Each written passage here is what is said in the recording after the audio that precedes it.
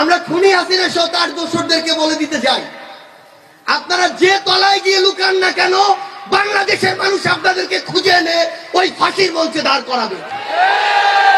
আমরা ভারতকে একটি জিনিস বলে দিতে চাই, ওই মোদীকে একটি জিনিস বলে দিতে চাই, বাংলাদেশের মানুষ ভারত বিরোধী নয়, বাংলাদেশের মানুষ ভারতের জনগণ বিরোধী নয়, কিন্তু বাংলাদেশের মানুষ ওই উগ্র সাম্প্রদায়িক মোদী বিরোধী।